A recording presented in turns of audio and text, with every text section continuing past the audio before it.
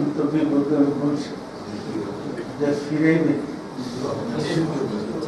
ফিরে এবার কোনো ব্যবস্থা নেই, না রাসূলের কাছে স্থান আছে, না আল্লাহর ষড়যন্ত্র চক্রান্ত করে দরবারের ক্ষতি করতে গিয়ে নিজের ক্ষতি পরিষ্কার। আমি তো তারে আগে অনেক বুঝাইছি যে তোমার মধ্যে ওলি আল্লাহর কোন গুণ নাই,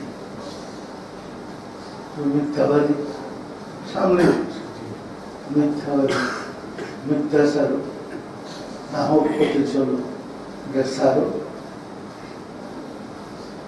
সেটা সারতে পারে। পরে আমি বলছি তাহলে আমি প্রকাশ্য বাক্যে বলে নিজের বিপক্ষে বলছি, আগে পরামর্শ দিয়েছি, যখন পরামর্শ কাজ করে না, মানুষ আমারও ছেলেদের তাকে বিশ্বাস করে যাও খাবেন খাবেন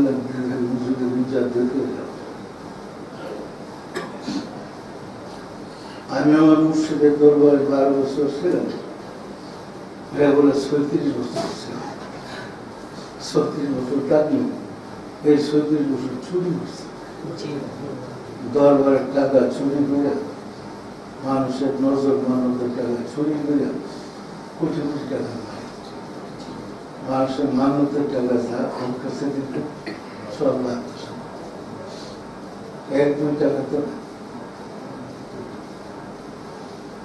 লাভ হইলে রাষ্ট্রবাড়ির মালিক, পেট্রোল পাম্পের মালিক, কিন্তু ওই মালিকানা করে চোর খেতাবটা তো পাই না। ব্যাংকে কোটি কোটি টাকা আছে, আমাদের ভয়ে এই ব্যাংকের থেকে ওই ব্যাংকে নেই, ওই ব্যাংকের থেকে আরেক ব্যাংকে নেই, যদি ধরা করে নেই ধরা তো পরেই পরিষ্কার। যারা তার ভক্ত ছিল তারা তো এক চরিত্র জানে না, আমি তো জানি। ওর আক্রোশ ছিল আমার ছেলে মেয়েদের, চাইছিল ছেলে মেয়েরা বড় হওয়ার আগে সে যেন আমি বলে যাই সে বলি দেব, চেষ্টা করছে আমি যেন মরে যাই। হসপিটাল গেলাম কত সালে,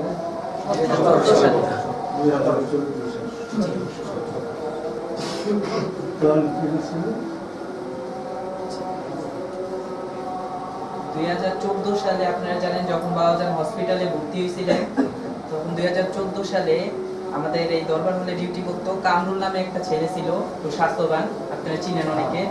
কামরুলের সাথে বিপ্লবও ছিল, আরেকজন ছিল টিপু। এই 3 জন আর কি বাবাজানের কাছে ডিউটি করতো।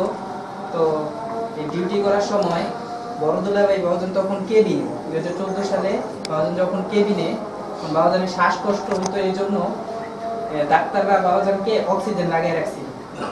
তো বড়দুলা ভাই যখন আসছে কেবিনের ভিতরে, আয়শা 2 জন ডিউটিতে ছিল, কামরুল নামে একজন, আরেকজন হচ্ছে বিপ্লব, এই 2 জন ডিউটিতে ছিল। তো বড়দুলা ভাই আয়শা বলে, এই তোমরা এখানে কি করো, তোমরা যাও। পরে তাদেরকে বাইর করে দিচ্ছে রুমের থেকে, বাইর করে দেওয়ার পরে সে কি করছে, বাবাজানের যে মাস্কটা লাগানো ছিল মুখে, সে সেই মাস্কটা খুলে দিচ্ছে। পরে বাবাজানের কি দয়া, বাবাজানের বাসা থেকে খাবার রান্না করে হসপিটালে নিয়ে যাওয়া হবে। তো টিপু ভাই নামে একজন ছিল, সে খাবারটা নিয়ে বাবাজানের কেবিনে ঢুকে গেছে। ঢুকে যাওয়ার পরে তার পিছনে পিছনে যে 2 জন ছিল, কামরুল, বিপ্লব, তারাও তার পিছনে পিছনে ঢুকছে। ঢুকে দেখে যে বাবাজানের অক্সিজেন তো খুলে দিছে। তো তারা ঢুকে যাওয়ার পরে বড়দুলা ভাই থতমত খেয়ে গেছে।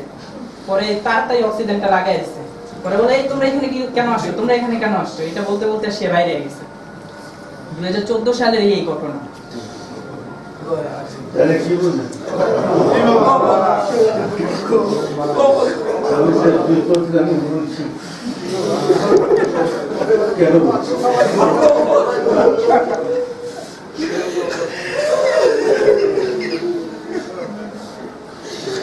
সেটা আমার গ্রামের সত্য।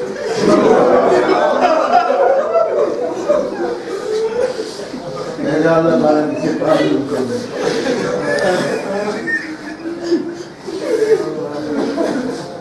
এখন বহু টাকার মালিক এখন আর প্রশ্ন নেই।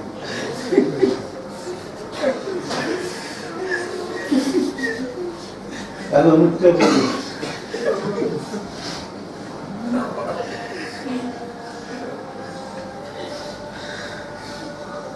এখন তো যাওয়ার আগ পর্যন্ত আমি টেনশনে থাকি, কারণ আমি পরপর দুইবার স্বপ্ন দেখছি সাইদুর আর বড় ছেলেটা রান্না নিয়ে আমার পরপর দুইবার এত স্থির হয়ে গেছে সেটা আমি মরতেছি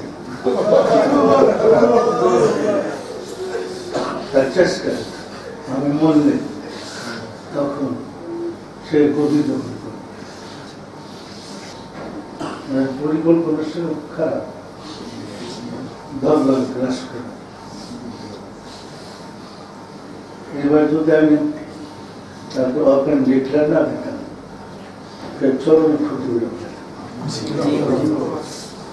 ওপেন ডিক্লেয়ার করে দাঁড়িয়ে দেখছেন স্বার্থের জন্য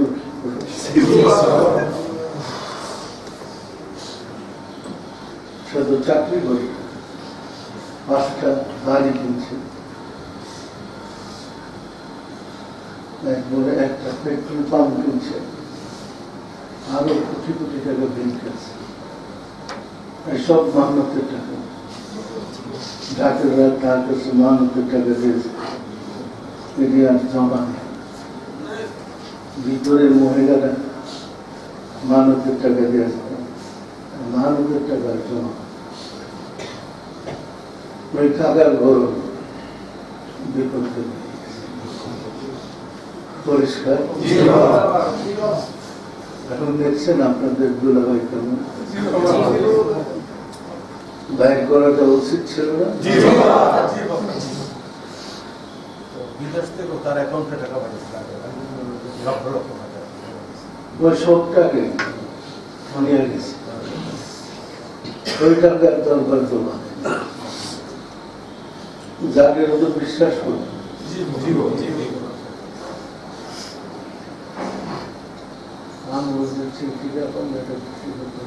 ঠিক আছে।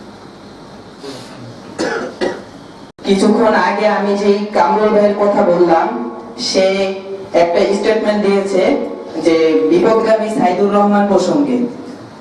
বিপদগামী সাইদুর রহমান 2013 সালের রমজান মাসে দয়াল বাবাজান যখন অসুস্থ হয়ে ইউনাইটেড হাসপাতালে ভর্তি হয়েছিলেন, বাবাজানের শ্বাসকষ্ট হইতেছিল। বাবাজানকে হাসপাতালের উপরে একটি অক্সিজেন লাগিয়ে দিয়েছিলেন ওখানকার ডাক্তারেরা। পরদিন দুপুরে সুযোগ পেয়ে সাইদুর তার নিজের হাতে দয়াল বাবাজানের মুখের অক্সিজেনের মাস্কটি খুলে ফেলে দেয়। আমরা 3 জন দেখে ফেলি। তারপর সে তাড়াতাড়ি করে আবার মাস্কটা বাবাজানের মুখে লাগিয়ে দেয়। এতে বোঝা যায় বিপদগামী সাইদুর ষড়যন্ত্র করে দয়াল বাবাজানকে মেরে ফেলতে চেয়েছিল। আরো অনেক আগে আমরা পাপি তাপি গোলামদের কারণে সে সাকসেস হতে পারেনি। আমরা সেই মুহূর্তে যদি সেখানে না যেতাম তাহলে হয়তো বাবাজানকে সে মেরেই ফেলতো।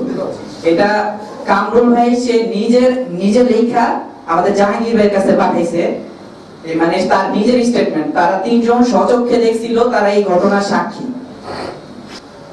আপনারা নিশ্চিত হয়েছেন কি কারণে